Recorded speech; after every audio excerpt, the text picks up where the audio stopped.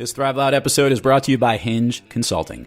Success on Amazon hinges on well-executed strategies. Contact Hinge Consulting to learn about total Amazon channel management and to see if your business has what it takes to grow over 300% over the next 12 months.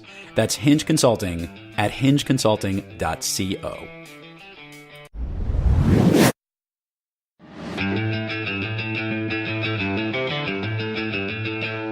Now I'm getting really excited. Okay, this is the part where we're going to get loud. Holy crap, here we go. I like telling stories. I learn best through experiences. Everything I do is because of everything I did. Talk about having maximum impact while having a ton of fun. When you can net through that, what you do leave behind for your listener will have more impact. Wow, bring it on.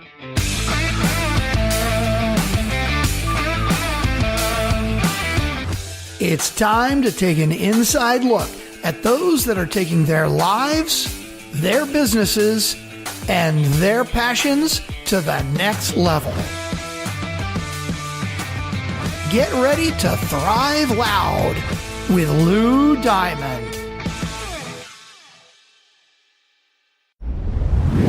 Welcome, everyone, to another episode of Thrive Loud with Lou Diamond, connecting you to the most inspiring and amazing people that are thriving each and every day. I'm your host, Lou Diamond. Today on Thrive Loud, I bring you the Resiliency Ninja, a business coach, a keynote speaker. Literally, obstacles are her playground, and helping you obliterate them is her mission. It seems she's married her mother and birthed a dog, which we definitely have to talk about. Thrive Loud listeners, it is Allison Graham. How are you, Allison? Hi, I'm doing great. You make that sound also exciting and fun. I love hearing you intro your guests. So we'll get to a bunch of this stuff. We always joke about the fact that fellow podcasters have the lovely joy of getting a chance to do what we call a home and home, where I get to be on one show and on another. And it's really important, if you host a podcast show, to remember that the time that you're going to be the host or that you're going to be the guest, because Allison and I totally messed it up. Actually, I did. She was more prepared than I was. So we started off this show forgetting whose show we were doing. But I am very excited to have Allison on. She has a great message. Anyone who has ninja in their title is like the coolest thing ever. So we're gonna chit-chat about that. But I think our listeners would love to hear a little bit about your journey on how you got focused and directed in this way. And they may be relieved to hear that I did not literally marry my mother. Nor necessarily birth a dog, which is a whole other thing. So it's not. But the joke started in probably about 2009. And I'd had a series, like so many of us, a series of challenges behind the scenes. I'd had a surgery that went wrong and caused some neuropathic pain. And there were complications that went through with that. But essentially, the doctors said to me, you need to reevaluate your expectations for your life. And their recommendation was medication for the rest of your life and disability. And I was like, whoa, wait a second. No, that's when I knew I had to figure out how to become resilient. Right. And I had already created a company where I was speaking and training and coaching people on how to develop business. So I'll help you get to the right tables. I'm not a sales trainer. I leave that for the sales experts. And it's about how do you open door to prospects. And so I was very fortunate that I had secured some contracts, training contracts with some very large clients. So I was able to work sort of part-time, I would say, and earn a really good living. And in the background, I've got my mom driving me to my keynotes and dropping me off at the front door. And my clients didn't know. And even to this day, some of them are still friends. And now they know because I've come out with this book, sort of bringing that on and off alley out into the public. So it's, very authentic. Well, make it clear that it's still pretty cool that you, have that strong enough relationship that you can get carpooled to all these different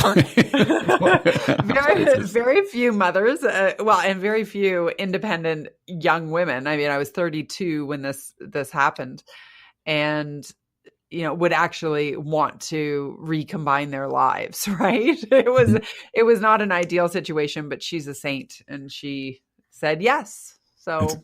It's great, and I think it's one of the better titles. Any look, as everyone knows, either the book cover itself is going to catch your eye, or the title itself, one of the two, and that's how it's going to sell. Yeah, And Winston's on the cover, so it might be the cover, like it might be the picture. In my and Winston is the dog. So what kind of dog? I'm looking at it. What kind of dog is this? He's a little Shih Tzu poodle cross. Okay. Yeah. Yes. And he's very, a Shih Tzu poo. He is. He's very famous in where I live in London, Ontario. He's the most famous dog around here. And people come to my office just to come and see him. I'm in a shared workspace. And people say, oh, you should have an Instagram link and all that. And I'm like, his only party trick is giving love. Like, that's it, right? Like, he just loves people and loves you. And you can't capture that on film. So I don't know. You might be able to get a little bit of that. I've seen some impressive Instagram sites, and I think my dog has arguably more followers than I do. So they can meet up. They could have a dog date or something. I keep joking that I need to have a dog cast one of these days to get everybody to get all these dogs of these guests come on. So talk a little about your message, because I being resilient is such a key thing. Actually, the coach that I first went to when I was actually trying to figure out in my career in life what I wanted to do was very big on resiliency, and it resonated a ton with me. It also is a very important trait that people need to understand and have as they bring to the workplace, but sometimes difficult to tap into. Talk to me. Yeah, tell the listeners here on Thrive Loud how you go about and some of the unique processes that you do as a business coach to help the business where they need to. Yeah. Sure. So I think part of it is, like, my mission is really around don't let obstacles define your outcome. So we're all going through challenges. We're all playing whack-a-mole behind our back, swatting down one problem in time for another and showing up with a smile on our face for our clients. And that's just the expectation of life. And what happens is that when too many obstacles come at us and we don't have the tools to get through them, then it creates an adversity. We get to burn out. Maybe you're, shut down your business. You go through the roller coaster and you end up with financial challenges. So we want to really look at how are you processing this? And one of the things I'm really focused on is stopping the cliches around resilience. Okay. What would those be? Let's hear some of those so I understand what they are. Well, things like you got to bounce back. And I know you say it all the time, Lou. We all say it. Our society says it. The thing is, we can't bounce back. First of all, why do we want to be bouncing at all? like that just sucks. And we can't bounce back because where we're coming from, what happened, especially if it's a true adversity that we're facing, it no longer exists. And the way I like to explain this is sort of the continuum of challenges. And generally, we bucket everything under stress. And actually, I took a stress test back when I first started keynoting on the topic of Resiliency Ninja. And I thought, let me go back to the worst times, the time when I had the doctor telling me to go on disability and everything else that was going on, people who had died. And I had 8 major injuries, just stupid things like broken wrists and broken nose. And it was a very tough time. And I looked and I did a stress test online where they actually apply a numerical value based on what you're going through. So like if you've moved homes, if you've, gone through a breakup, anything like that. And my score was 734. And you may be thinking, Lou, what does that mean? Well, the legend said anything above 330, seek professional help immediately. So it was like when you finish the test, did like red lights and ambulances come out to the door and say, get her stat right over here, get up the chargers. Yeah, pretty much. I'm like, oh shit, that's why that time sucked in my life. Okay. And so the challenge with that though, is that we bucket everything under this word stress. And the truth is, most of that was not stress. I really believe stress is simply an emotional reaction to our expectation to do too much with too few resources, with too little time. Mm-hmm. And half of the things that they were calling stress were actually true adversities. So catastrophic external events for which you have absolutely no control. And therefore, you have to focus on your healing when we look at adversity. And well, let's talk about strategies on dealing with that later.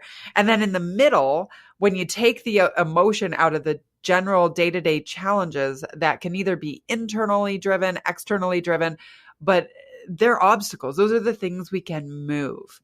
It's like being on a walk and all of a sudden there's a log in front of you on the path. Well, the path still exists. We just have to figure out, are we going to jump over the log? Are we going to go around the log? Are we going to blow up the log? What are we going to do with this log in front of us? And the path is still there. Whereas with adversity, the path no longer exists. It's the earthquake. It's the sinkhole. The path is gone. We need to find a new way forward. And that's why I hate the cliche bouncing back, because we can't bounce back to where we were. First of all, we've learned more. Somebody's maybe missing, like with the grief, where you're missing somebody, you've learned. So you're a stronger person because you dealt with that obstacle. So bouncing back is one of my least favorite. I think. I was going to add to that, and I put a similarity to bouncing back. I can't stand when I hear people in their careers, they've made a quote unquote lateral move. Woo! Yeah. Right. This one is always my favorite. Like, oh, they had the same role at this firm and they made a lateral move over here. No, the reality is this: they're on a whole different building and ladder. Who the hell knows if it's the same ladder or not? And every move is with the intention of moving forward. So I'm with you. You're not bouncing back to the same spot. You might be bouncing to a different direction, or not bouncing, or just being shifted. So I agree with you on this. I like this. I like this thought process. Let's move to your second point. You're adapting. Okay. Yes. So my other cliche that I can't stand, and you probably get this when you come home and you've had a shitty day at work and your spouse says, oh, you've just got to let it go. Oh, let it go. So, what I'd like to let go now is the punch I feel like I want to give you, like, no, that's not nice, but you know what I mean? Like, it's just so frustrating. So here's the thing. I don't believe we can let it go. I believe letting it go is burying it and going into denial and not dealing with the real issue. What we need to do is we need to embrace the issue. We need to deal with it. We need to dissolve it, and then we can move forward. I like this. And I'm laughing because last night we just took our kids to see the Broadway show Book of Mormon. Have you ever seen Book of Mormon? I have not seen it. There is a hysterical scene, and probably not the most appropriate topic, where whenever there's an issue at hand, the elders in the Mormon on they're in Africa, which is a total different story, but they're there. And whenever they have to deal with a personal issue, they just say, it's like a light switch, just turn it off. And it is one, and they're making fun of the fact that they're burying deep inside all these issues and not dealing with it, which is what the whole point is. But yes, to let it go. I think a lot of it has to do with that. Sometimes, though, I'll say this one thing, that you're probably right. If there's an issue you have to deal with, moving through that issue is a key piece. But there are people who get stuck in a little bit of a loop, and they're not sure how to get out of it, and they're holding on to something. And I think maybe that's where the let it go is. And in some instances, they're holding on to something that, whatever it is, those are the things that you need to let go because it's keeping you from moving forward. Absolutely. So I totally agree with you that you can't let the whole issue go, but it's those, I think the right reference in using that let it go, a bit of advice is to recognize to that thing that you can't get out of and you're stuck in that loop. That could be something if it's holding you from going forward. My 2 cents. Yes. It's actually a chapter in my book, Stuck in Quicksand. Oh, I like that. So everything has like a very cheeky title. All different things. Top it, diminish it. Stuck in quicksand would be something you would say anyway, like because those words that always get mixed up, like wait lake up or late wake up, just getting things mixed up. But anyway, I digress. Yes. And so it's really about the Resiliency Ninja formula is having the self-awareness to, first of all, recognize that you are stuck and you're repeating a pattern. So I talk a lot about patterns and how to shift it in the book. And I'm working with my clients when I'm coaching them to actually have that conversation and say, okay, so we've gone through this before. What was the outcome? How was your crystal ball last time? Obviously, you were wrong on predicting the future and worrying about stuff that never came to be. And, how can we come back faster from it so that we're not repeating the patterns? But self-awareness is the first step in the Resiliency Ninja formula so that you recognize you're in it. And yes, you want to let it go. Whereas I'm often the letting it go is understanding how to forgive. Okay. Gotcha. We had a great episode with Gail Kirschenbaum, who actually defines herself as a forgiveness coach, which was a fun episode for Thrive Loud listeners to go through. Now, unfortunately, and similarly, weirdly related, it had to do with the relationship with her mother. But that's a whole other show, and we'll let other listeners go to that. Fair enough. Yes. Continue. You're having a fun role here. I'm liking this. Okay, you want more cliches? So I want one more cliche because I gotta find the right ones. Then I'm gonna give a cliche back to you just to make this most specifically relevant. Yeah. Okay, so the one that I really believe people need to stop saying to other human beings in the moment of crisis are the words, just breathe. Okay.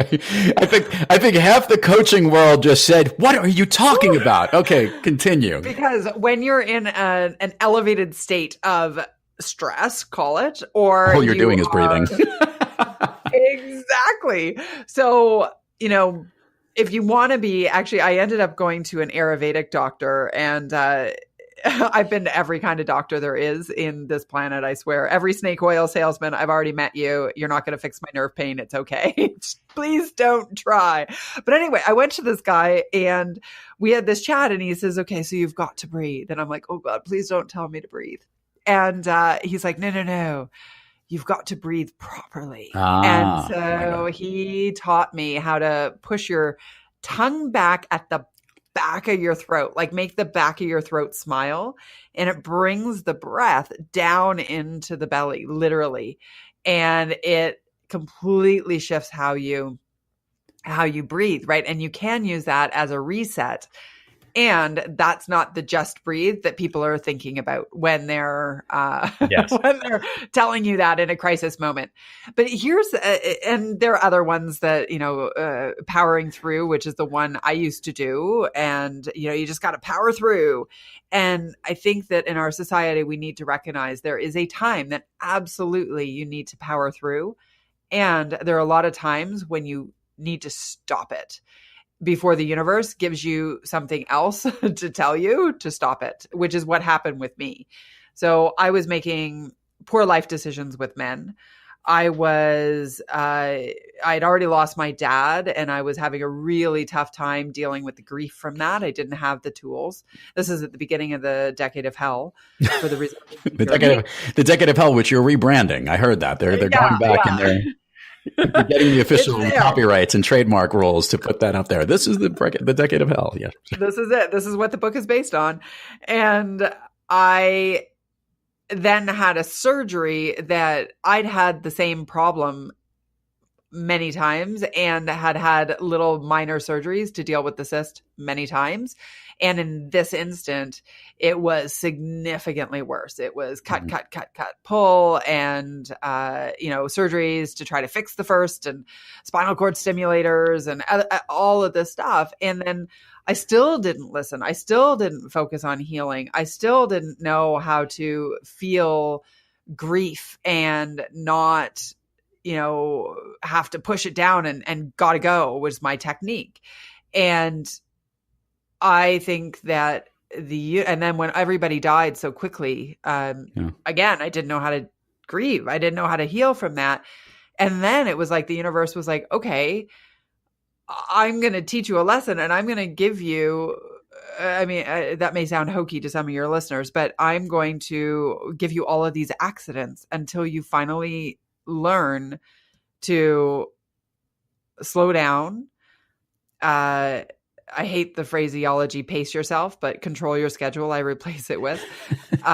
Usually the next book should be titled, I Hate Cliches. I just want to make that clear. I am writing an article right now on that very topic. So yeah, I hate cliches. So I want to jump in here because this is important. And I think you've had personal, physical, mental issues that have held you back and hurt you.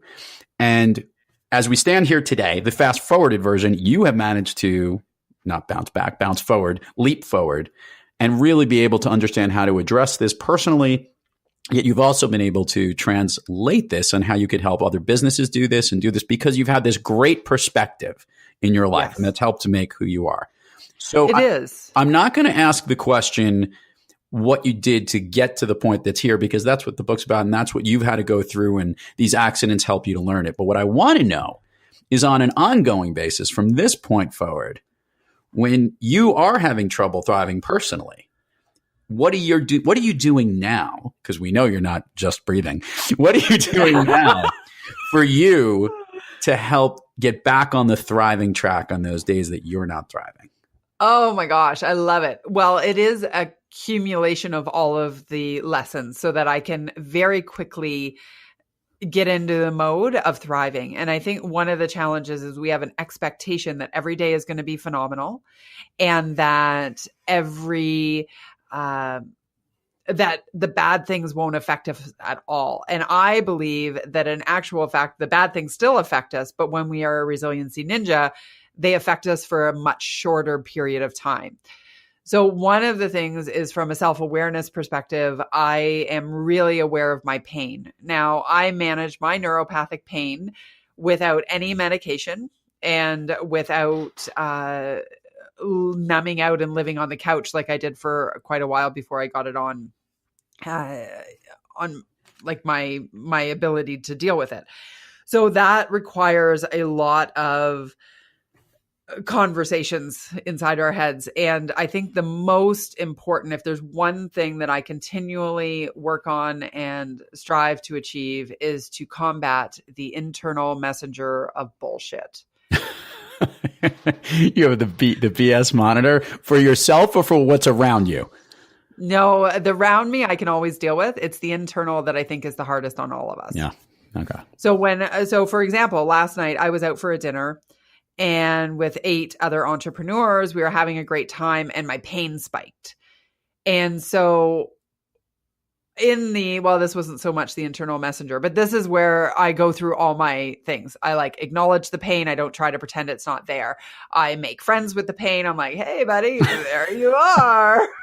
You've come out to play at a really, really bad time. And then I dissipate the pain in terms of mentally, physically, emotionally, giving myself a second, excusing myself to the loo, and I don't want to give the breathing sound like it's something, but actually going into it. Whereas before I used to avoid it, right, and I'd try to ignore it and power through, and I wouldn't acknowledge it. And then it'd be like, oh, hey, pain's here. You're not, you're bringing everybody. Anyway, it's the grumpy Smurf philosophy that is in my book. We won't go there. But I think the internal messenger of bullshit would say this. So today, because I was out late last night with those friends, I was not up in my early morning, bright-eyed, bushy-tailed, ready to go, hair done, makeup done, etc., at the wee hours of the morning. I actually didn't get in to my office till about 9:30 because we were recording at 10 o'clock, even though you didn't know we were recording at 10 o'clock. We don't need to, anyway. We don't need to put that point in there, but that's not important right now. Yes. Okay. So, but in the old days, I would have been alarm off at 6 o'clock and struggled for the first 30 minutes of judgment. You're so lazy. What the heck is wrong with you? Why are you not jumping out of bed? Your business is, failing because you're not doing enough discipline, I would have said ridiculous things that were so extreme. And that makes everything harder. When our constant companion, which is that voice in our head, is our biggest critic, everything is harder. Yeah. Because now, if you actually had that imagine it as an external person, the voice inside your head is an external person who followed you around all day long. Okay. Let's put a doll that has a voice, and it was translating what you said in your mind externally. It'd be like, you're such an idiot. You're so fat. How could you say something so dumb? Why did you do that? Oh my God, you're so lazy. What the fuck is wrong with you? Sorry, I hope I can swear on your show. You've already have. Yeah, I know. And all of that. Imagine that external doll saying what you say to yourself inside your head. That is the internal messenger of BS. I like it. And we have to make friends with it. Because when that external thing is saying to you, hey, you got this. You know what? Maybe that wasn't your best interview, but you're okay. Next one's going to be even better. Or, people aren't judging you that harshly. Or, wow, look, you have finally started to lose some weight, right? Or whatever. When it's a kinder thing, we can be more resilient. We can be more successful. We can come from a place of joy. I think people are searching for joy, and we can't find true, authentic joy to drive our lives if we have this internal messenger who is constantly knocking us down. Well said, Allison. I like where everything goes with this. I want to ask one more question before we get to all the administrative bullshit that we need to go through in any one of these conversations. I got the bullshit monitor on. I figured I would go through it there. So we deal with a lot of business leaders, top performers, people that we help make even better and more amazing, or more ninja-like in your case. And what would you say is the most common hurdle that your clients and the people that you deal with and speak to face, more so than anything else? Overwhelm. Okay. A to-do list that they falsely and ridiculously believe one day will end. It's like, and here's the thing, because the overwhelm is the symptom or the result of all the other stuff. So we don't have enough access to buyers. Therefore, you're not having enough sales. And therefore, you are worried about your cash flow and you feel overwhelmed. You are having self-doubt, your internal messenger BS is in hyperdrive, and you are then looking at everything you have to do and you can't figure out how to get it all done.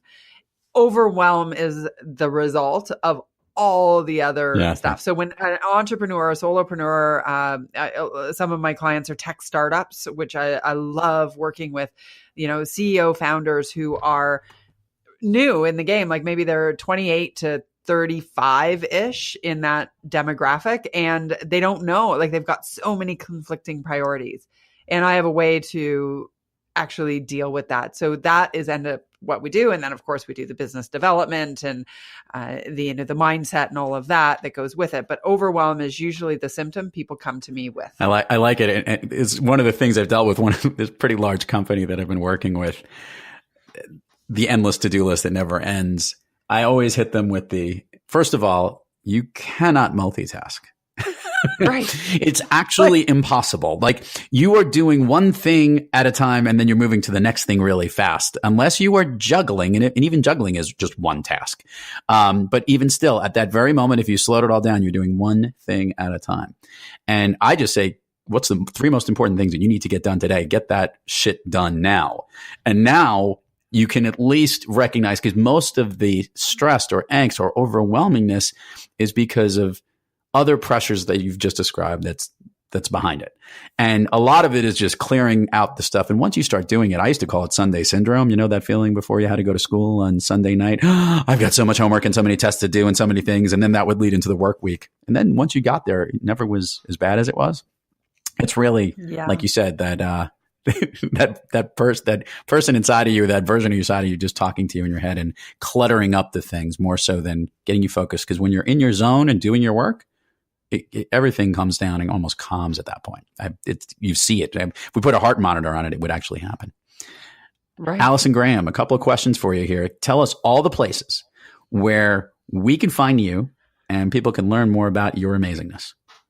Okay, so let's see. You can start with my website at r-ninja.com, which actually stands for Resiliency Ninja, but I realized that I sometimes spell resiliency incorrectly, as many other people do. So r-ninja.com is number one. And I'm Allison D, as in Dawn, Graham on Twitter, YouTube, Instagram. Social media. Resilience. Yeah, like social media. I'm on Facebook a bit, but I don't love it over there as much as I do on Twitter and YouTube. Mm-hmm. So come join me there. And of course, I've launched my Resiliency Ninja podcast, of which you are the second episode, my first interview and second episode that for the launching. And so I'd love people to come over and hear hear that. And the whole point is, how can we uncover the stories of stress, obstacles, adversity behind the success stories? Love it. And we will put all the links and plugs in the show notes so that everybody has it on the podcast page so they can find you, which has been great stuff. And obviously they're going to get a lot of bit of why Lou Diamond thinks Allison Graham's a rock star, and she's a lot of fun and has a lot of great things to say. So you will all enjoy that. Our Ninja Resiliency podcast. Okay. Awesome. Thank you. So Allison, I'm going to give you the signature question here at Thrive Loud, and then I got a bonus one I'm throwing in just because it's a fun conversation. Your all-time favorite movie? Pride and Prejudice. And you say that with an upbeat, almost question mark at the end of that. Why? Because as I was saying it, I'm like, oh my God, I'm such a romantic. I really am. I love it. Why do I love it? I don't know, because you can watch it over and over again. This is the Keira Knightley version. Okay. There you go. And specifically that one. Why do I love it? I don't know. It's a romance story, and they get together in the end. And there's lots of maybe it's because all of the adversity and obstacles they had to overcome to get to their finally happy ever after. There's always, everyone's got their own personal reason on why they like their own movie, and there's no wrong answer. And I think it actually mirrors perfectly. I will let you know, it's not on my top 5, but Keira Knightley might be. So. Okay, fair enough. Just before we wrap here, and this is something that I think a lot of people who listen to our show and program, we get a lot of great podcast hosts. What so far to this point has been the most fun part about having your own show? Oh my gosh, totally reaching out to new people like you. All right. Wow. It is. Well, it's a challenge because I'm usually the interviewee. So doing what we're doing here on your show, I love this. This is really easy. I've been doing media, TV, radio, etc. I have a radio show every week. And I've been doing that for 12, 15 years, a lot of years. And I've never been on this side. And you're enjoying it, which is great. And I'll let everybody know she's a pretty good host. She does a pretty good job. She's getting there. It's certainly not a lateral move, and she's certainly not bouncing back. She is launching and thriving forward. So thank you so much. Woo! I love it. Thank you so much, Lou. It's great to have you on. And to all the Thrive Loud listeners that are out there, keep thriving onward and upward. And remember, be brief, be bright, be gone. You've been listening to Thrive Loud with your host, Lou Diamond. Make sure to subscribe on iTunes, Overcast, or wherever you get your podcasts. And follow us on Twitter, Facebook, and Instagram at Thrive Loud. Or find us on the web at thriveloud.com.